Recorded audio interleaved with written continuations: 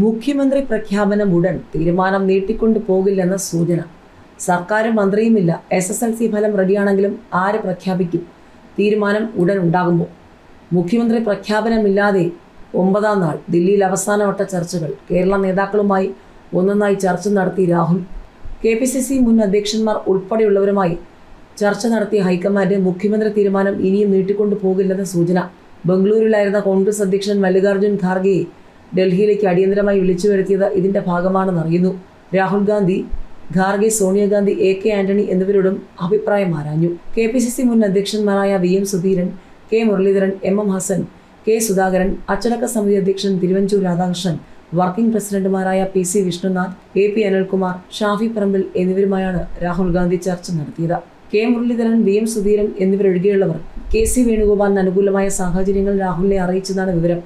കേരളത്തിലുണ്ടായ പ്രതിഷേധം ആരെങ്കിലും ആഹ്വാനം ചെയ്തിട്ടല്ലെന്നും KC മുഖ്യമന്ത്രിയാക്കിയാൽ ജനവികാരം എതിരാകുമെന്നും മുരളീധരൻ പറഞ്ഞതായി സൂചനയുണ്ട്. ഉപതെരഞ്ഞെടുപ്പുകൾ തലവേദനയാകുമെന്നും ചൂണ്ടിക്കാട്ടി. അതിനിടെ സതീശ് അനുകൂലമായ നിലപാട് മുസ്ലിം ലീഗ് പ്രിയങ്ക ഗാന്ധി വഴി രാഹുലിനെ അറിയിച്ചു.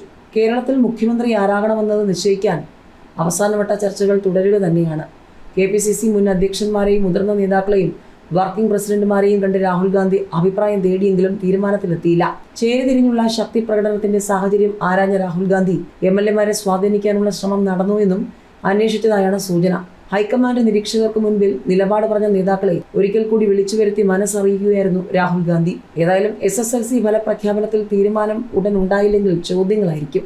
SSLC ഫലപ്രഖ്യാപനം എപ്പോൾ ആര് നടത്തണമെന്നതിൽ പരീക്ഷാ ബോർഡ് തീരുമാനമെടുക്കും. സർക്കാർ രൂപീകരണം വൈകുന്നതിനൊപ്പം ഫലപ്രഖ്യാപനവും നീണ്ടുപോകുമോ എന്ന ആശങ്കയിലാണ് വിദ്യാർത്ഥികളും രക്ഷിതാക്കളും. മറ്റ് സിലബസുകളിലെല്ലാം ഫലം വന്നുവെങ്കിലും SSLC ഫലം വരാത്തതിൽ വിദ്യാർത്ഥികൾക്കും രക്ഷിതാക്കൾക്കും ആശങ്കയുണ്ട്.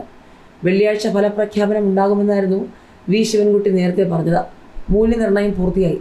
പരീക്ഷാ ബോർഡ് ചേർന്ന് ഫലം അംഗീകരിച്ച് അന്തിമ നടപടിക്രമങ്ങൾ പൂർത്തിയാക്കിയാൽ പ്രഖ്യാപിക്കാം. പക്ഷെ പുതിയ സർക്കാർ ഇനിയും അധികാരമേൽക്കാത്ത സാഹചര്യത്തിൽ ആര് ഫലം പ്രഖ്യാപിക്കണം, എപ്പോൾ പ്രഖ്യാപിക്കണമെന്ന കാര്യത്തിലാണ് പരീക്ഷാ ബോർഡ് തീരുമാനമെടുക്കുക. ലോക്സഭാ പെരുമാറ്റച്ചട്ടം നിലവിലുണ്ടായിരുന്നതിനാൽ 2019-ൽ ഫലം പ്രഖ്യാപിച്ചത് പൊതുവിദ്യാഭ്യാസ സെക്രട്ടറി ആയിരുന്നു. 2016-ൽ ഫലം പ്രഖ്യാപിച്ചത് ചീഫ് സെക്രട്ടറി. കീഴ്വഴക്കമുണ്ടെന്നതിനാൽ ഉന്നത ഉദ്യോഗസ്ഥർ ഫലം പ്രഖ്യാപിക്കാൻ സാധ്യതയുണ്ട്. അതോ പുതിയ മന്ത്രിക്കായി കാത്തിരിക്കണോ എന്നും പരീക്ഷാ ബോർഡ് തീരുമാനിക്കും. 4 ലക്ഷത്തിലധികം വിദ്യാർത്ഥികളാണ് ഈ വർഷം SSLC എഴുതിയത്.